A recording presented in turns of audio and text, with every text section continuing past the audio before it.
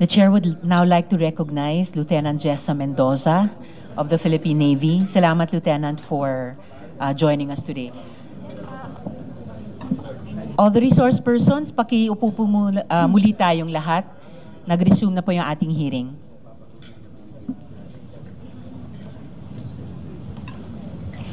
So we will now hear Lieutenant Jessa Mendoza. She will read a prepared statement. You have the floor, ma'am. Yes, ma'am. Honorable Chair, Senator Risa Hontiveros, ma'am, esteemed senators, distinguished guests, and everyone present, good noon, everyone. I am Jessa Y. Mendoza, a lieutenant of the Philippine Navy and a proud member of Philippine Military Class of 2014. Accompanying me today is my legal counsel, Attorney Michael A. Gaspar. Today, I stand before this honorable committee in my personal capacity to share my most unfortunate experience as a victim of identity theft. The shocking revelations regarding my experience started April last year when I received in my residence a letter of authority from the BIR for tax deficiency linked to a Shin Wanhao online game technology incorporated. I initially did not give it much thought, thinking that it was merely a mistake since my name only appeared on a courier sticker and not on the LOA itself. Moreover, prior to the receipt of the LOA, I have not heard of Shin Wanhao Online Game Technology Incorporated. I definitely did not have any affiliation of the said corporation.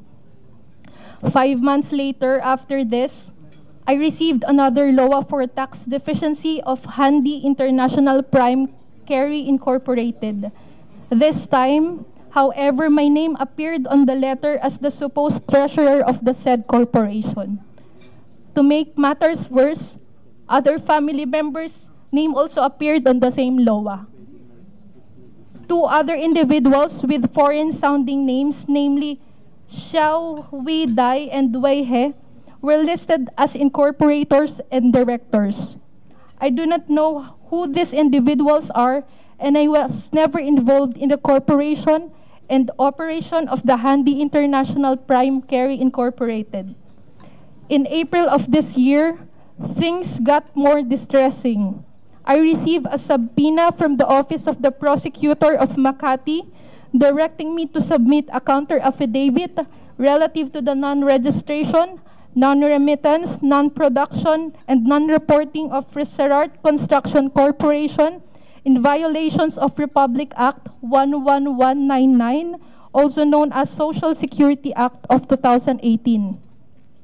In compliance with the subpoena, I submitted my counter affidavit denying any involvement with the Reserart Construction Corporation. Prior to the subpoena, I have not heard of the Reserart Corporation except for 2 relatives whose names were also listed as incorporators. I do not have any affiliations with the said corporation. 2 other individuals with foreign-sounding names, namely Ziyan Yi and Haiyan Zhang, were listed as incorporators. When my lawyer checked the credentials of the notary public who supposedly notarized the articles of incorporation of the Reserart Corporation, he told me that there was no such lawyer and the roll number belonged to another lawyer.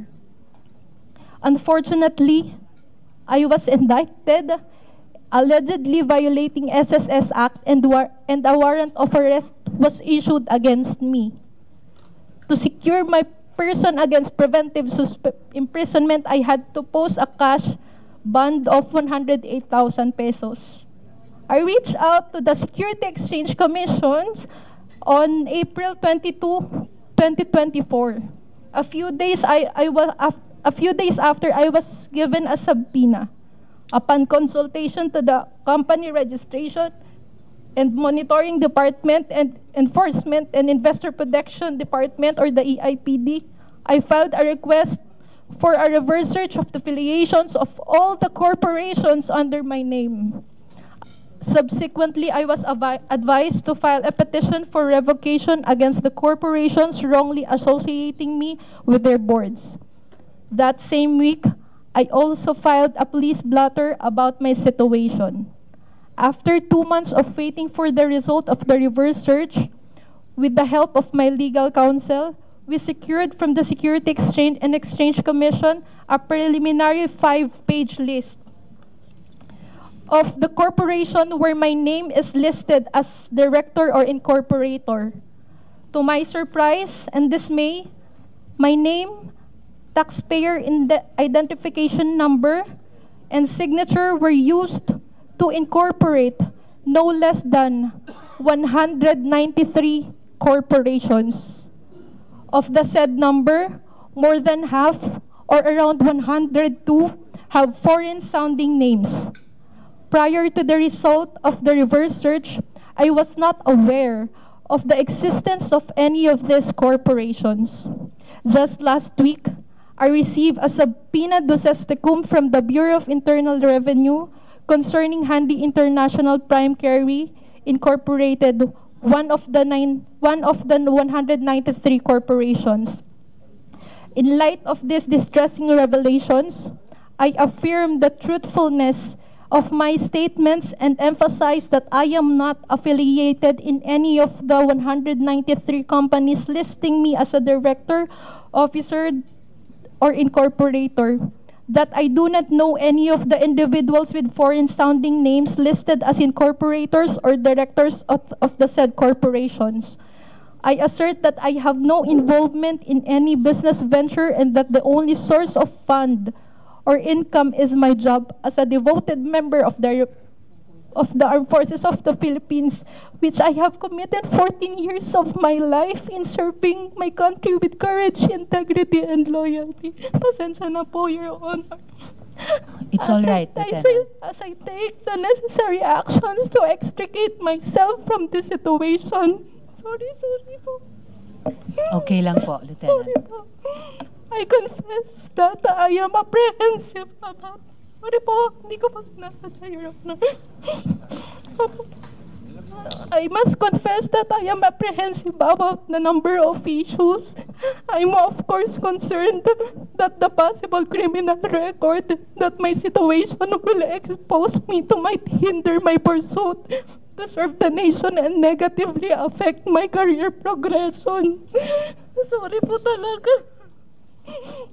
I have just completed my law studies po. Next week po yung graduation ko. I fear that my many years of hard work of studying law and my dreams of becoming a lawyer will never come to fruition. But above all, I am afraid for my family.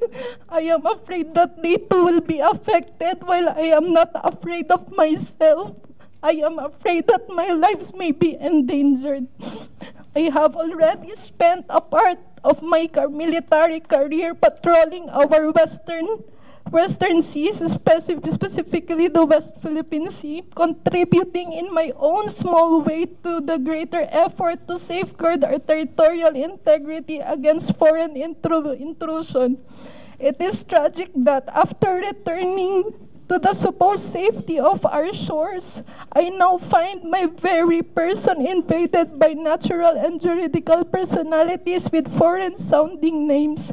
But the greater tragedy is the real possibility that I will be prosecuted and tried by the instrumentalities of the very own institution that I have sworn to defend and protect at the cost of my own life. May the situation that I myself in today serve as a cautionary tale for all, demonstrating that if it can happen to an ordinary person like me, it could also happen to anybody. I can only hope and in fervent prayer that my testimony today before this honorable committee will help in ensuring the sorry state of affairs that I now find myself in will not happen to anyone else. That would be all. Thank you, ma'am. Sorry po. Wala pong dapat i-sorry. No apologies necessary at all, Lieutenant Jessa. And thank you very much po for coming forward to help the committee in our investigation. Naalala ko po yung isa pa nating kababayan, kabaro rin, na nasa similar na sitwasyon dun sa Pogo Hub sa Bamban, si Merly Joy Castro. Siya naman po naglalako ng mga bilihin sa palengke, naging BPO worker din. At kayo naman po, gaya ng sinabi nyo, tapat na nagsisilbi sa ating bayan sa pamamagitan ng AFP, ng Philippine Navy, sa West Philippine Sea mismo. At isang pinagmamalaking yung nagtapos sa Philippine Military Academy, Yes po. tulad ng late husband ko. And alam ko, karamihan po sa inyo, halos lahat sa inyo talagang habang buhay. At tulad nyo, Lieutenant Jessa, nagsusumikap talaga isabuhay yung motto ng inyong academy ng courage, integrity, at loyalty. So ngayon pa lang gusto ko ring, bago ilang mga tanong lamang, gusto ring ipahayag yung moral support ng komiteng ito.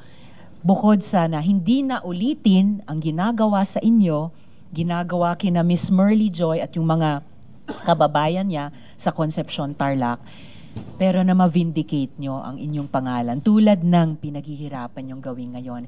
And I can only wish you the best, hindi lamang sa inyong continuing military career, pero yung inyong profession din bilang isang abogado ng Philippine Bar. If you will allow, Lieutenant Jessa, just a couple of questions from the chair para po sa aming kabatiran. Can you confirm before this committee that you never signed any incorporation documents of the 193 companies of which you are supposedly a registered incorporator? Yes, Your Honor, I confirm myself that I did not sign any of those articles of incorporations of the 193 corporation listed and provided by the Security and Exchange Commission, ma'am. So, ano po ang tingin nyo, Lieutenant Jessa, na nangyari? Bakit nakuha nila ang pirma mo? Thank you for that question, Your Honor.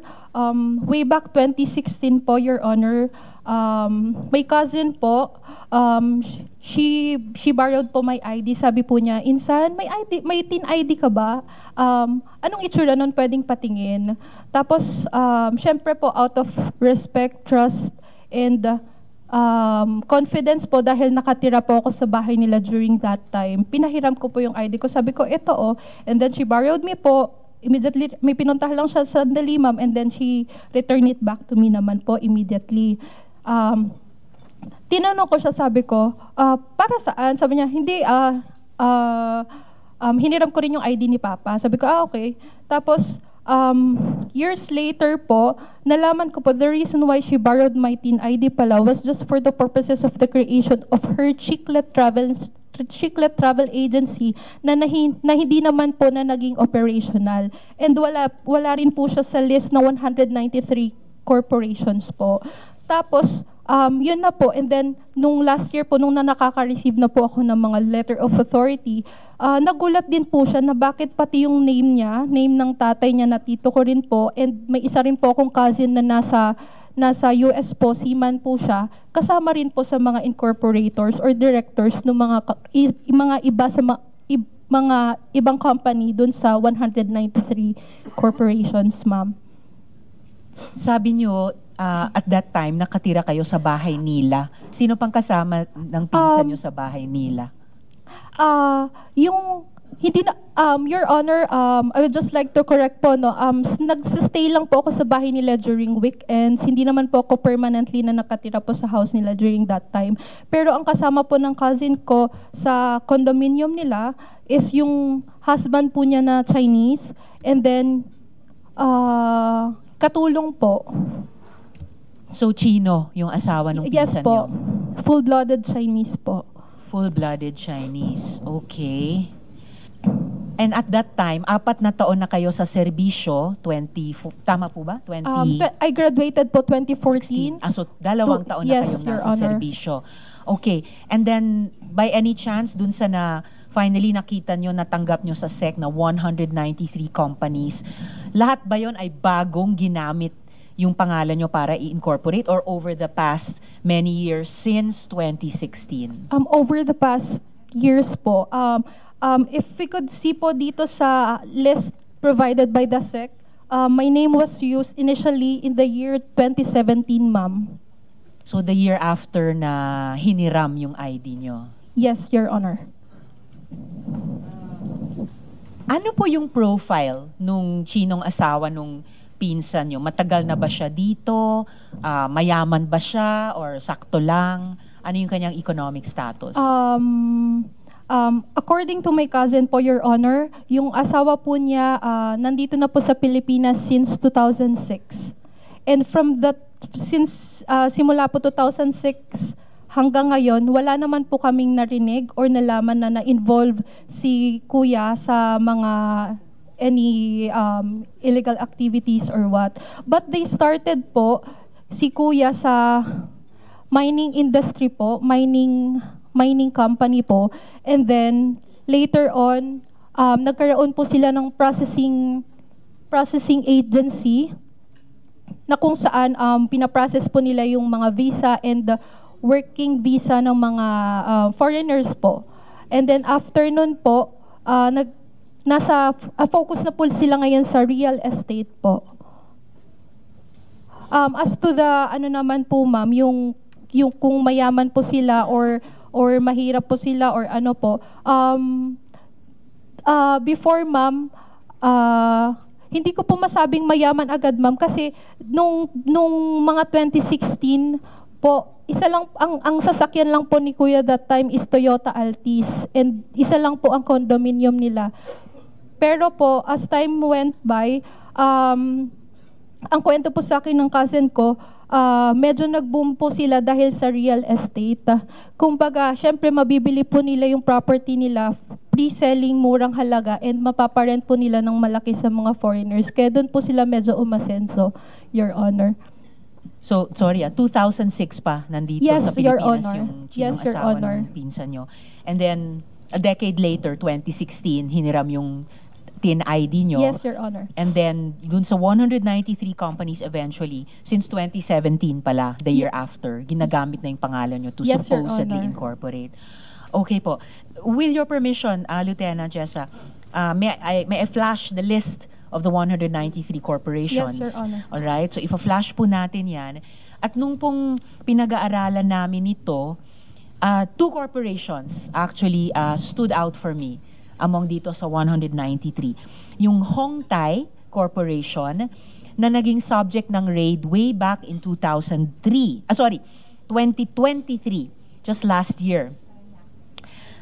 At saka ang Yangtze River Holdings na kumpanya. Lieutenant Jessa, anong alam nyo sa mga korporasyong ito dyan sa Hong Tai at saka dyan sa Yangtze? Your Honor, wala po akong alam, any knowledge na not until that time po na binanggit po sa akin na yan po yung na raid sa Las Piñas po. Pero never heard po. First time ko po yun narinig yung mga companies na yun, ma'am. Upon receipt po dito sa 193 list po.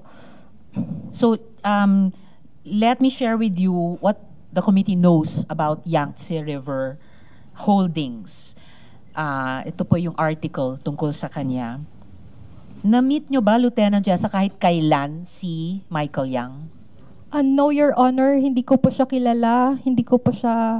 Wala po kaming any engagement or transactions na nakasama ko si Michael Yang, Your Honor. At alam niyo po ba, Lieutenant Jessa, na siya yung pinuno nitong kumpanyang ito na kung saan ginamit yung pangalan niyo? No, Your Honor. Wala po akong ideya, Your Honor.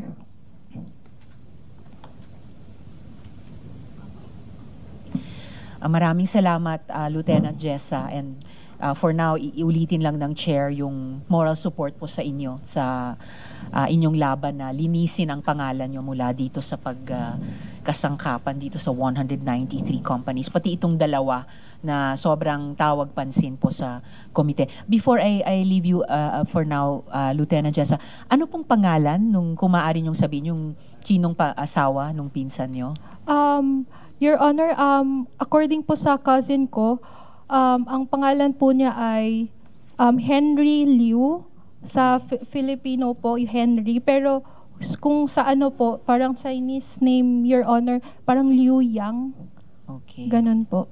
So, Liu Yang. Apo. Liu Yang, yung chinong pangalan ni Henry Liu. Yes, Your Okay.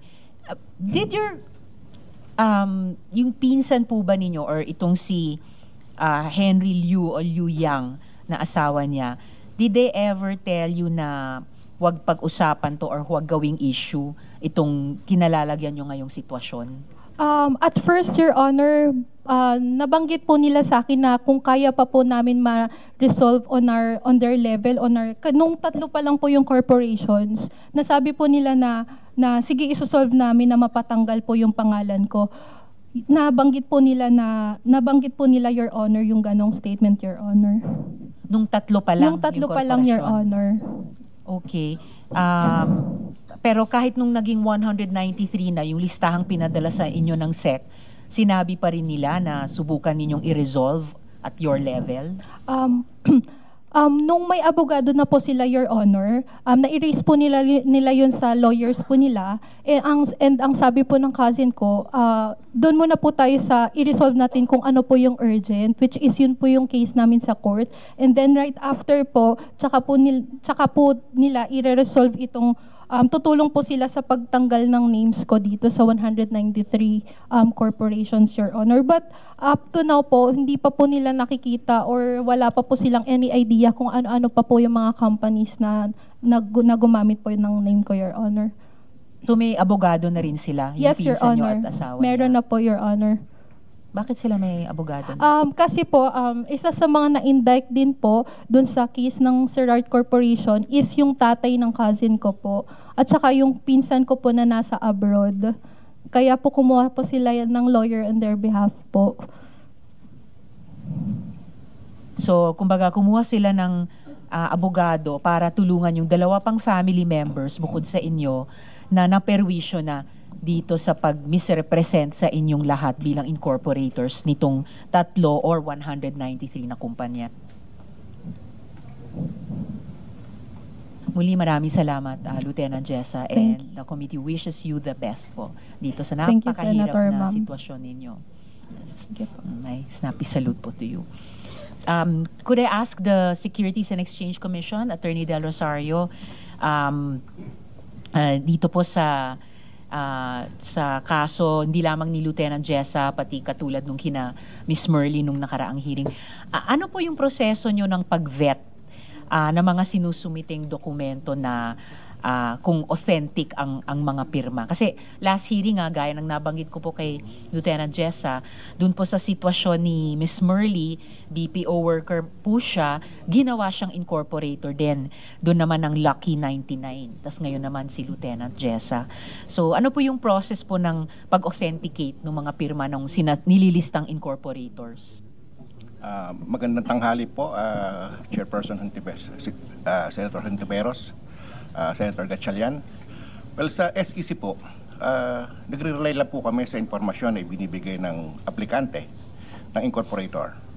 And also we rely sa certification coming from the Notary Public na nakita niya itong mga personalities na nagsasabing silang incorporator, silang stockholders ng isang kumpanya bago naming aprobahan. Wala po kaming vetting process o paano malalaman namin kung peke yung pirma o yung tinya. Wala pa po kaming ganung klaseng software na kayang detect. Talagang, kaya nga po, madidetect lang po namin ang problema once na may nagreklamo o kaya mayroong pagpupulong tulad po nito, investigasyon tulad dito, na kung saan makatanggap kami ng certification, let's say po sa invalid tin coming from the BAR na itong mga personalities na ito ay mali yung ginamit na tin. Sa ganung paraan po, Madam Senator, tulad po nung mga kumpanyang binabanggit nung unang kaso na involved dito si Miss Guo, kung saan lumalabas po nga na peke yung tinya, naglabas na rin po kami ng formal charge para po i-revoke yung mga kumpanyang yon dahil po sa fraud in the procurement of the certificate of registration. Nagpadala na po kami nung nakaraang, siguro po nung Biyernes o nung Lunes, ng formal charge sa kanila. At 17 kumpanya po na hindi po ito kasi nalaman ko lang po ito actually kahapon lang, kundi po yung naunang pagdinig ng Senado. 17 sa 24 na ibinigay sa aming impormasyon ang na-issue na namin ng formal charge. Fake tins, At yung iba po naman ay revocation dahil hindi po lang sasabit na report na obligasyon ng isang korporasyon na taunang isasabit sa amin. Makapagbigay po kami ng kopya ng aming formal charge na in-issue na sa kanila sa committee po, sa sekretarya. Salamat, we would appreciate that. Yung tungkol naman po sa sitwasyon ni Binibining Jessa Mendoza, nalaman nga po namin na mayroong 193 na korporasyon, partnerships na na-reach sa amin. Gaya po na sinabi ko, we just rely on the information na binibigay sa amin. Pero ito pong darating na, siguro po, ipakikilala ko na rin po dahil marami na rin po yung nagrehistro, may reklamo, fake. Ginagamit po namin ngayon ng technology. In fact, dito po sa darating na July 17, maglo-launch po kami ng bagong sistema ng registration wherein meron pong tinatawag na e-secure o credentialing na kung saan ang bawat aplikante ay kinakailangan niya magpa-credential sa system. I-input niya yung pangalan niya, magsasabit siya ng national ID o kung di national ID, dalawang ID na i-issue ng ating gobyerno. Then merong liveness check. Yung sistema na yon. Pag na-submit, bibigyan kayo ng OTP na matatanggap niyo sa inyong cellphone o sa email, then you can continue. Lahat po ng information tungkol sa inyo ay magpiprint na po ron sa system. As let's say, incorporator kayo, nandun na yung pangalan nyo. You don't need to input kasi kinuha na po siya dun sa system. Siya na po ang bahala.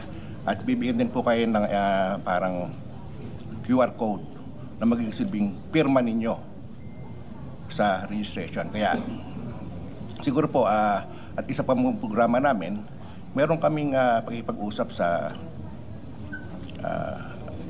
dito po sa Department of Finance. Meron po kaming pipirmahan na data sharing agreement na gusto rin po ng aming chairman na mabigyan kami ng access sa TIN number para na sa gano'n maiwasan na rin po itong invalid TINs. Napag-usapan din nga po sa aming commission meeting na baka sakaling makahirin din kayo ng data from the immigration para makita namin baka mayroong undesirable aliens na nakapasok na rito at in return, magbibigyan po namin information si PI o meron dumating, i-check nyo baka is that the guy na undesirable. Yun po ang pinaplano po namin gawin na ilulunsad po namin this 17 ng July. Naglabas din po kami ng isa pang sistema para sa mga foreign stockholders, isa pang special lane sa kanila na hindi lang mapabilis kundi maibet na rin. In fact, nung nagkaroon nga po kami ng meeting, nag-suggest nga po na baka pwedeng humingi kami ng tulong sa BFS Global. Kasi meron yata silang maraming data in terms po ng mga foreigners, especially those seeking yung mga visa. Salamat, Attorney. Pero prior yung e-secure na ilulunsad nyo sa 17 ngayong buwan, ang dalawa yung sources of information nyo, isa yung information galing sa aplikante, tapos yung pag-certify ng notary public. Wala din po ba kayong pag-check sa mga fake na notary public? Wala po, Madam Senator. Isa nga po, tinanggal na rin nga po namin yung, lately, mga 2022 po, tinanggal na rin po namin yung notaryo. Kasi minsan hindi na rin po reliable. Instead po na mag-notaryo sila, we just let them sign the certificate of authentication.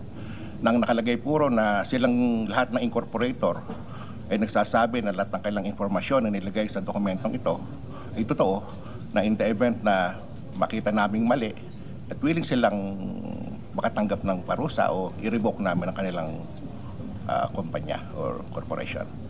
Attorney, may corrupt ba sa SEC? O ganyan ba ka-lax yung mga regulations natin na nalulusutan ng mga may masasamang balak? Well, sa ngayon po kasi hindi naman po dahil sa ease of doing. Talaga pong pass-through po. Pass-through po ang approval kung nakuha niya ang lahat ng requirements ng ating corporation law on how to register a corporation, lulusot po yan. Gaya po na sinabi ko, nalalaman lang namin ng problema once nagkaroon ng investigasyon tulad dito o may nag-report coming from the public na itong taong ito ay vacantin o kamukha mo sa sinabi ni ma'am, hindi raw siya pumirma nun, siguro po ang masasuggest ko ron ay mag-file po siya ng petition sa amin para ma-revoke namin yung mga involved na korporasyon. Medyo maraming alam po ito pero matatapos din po ito.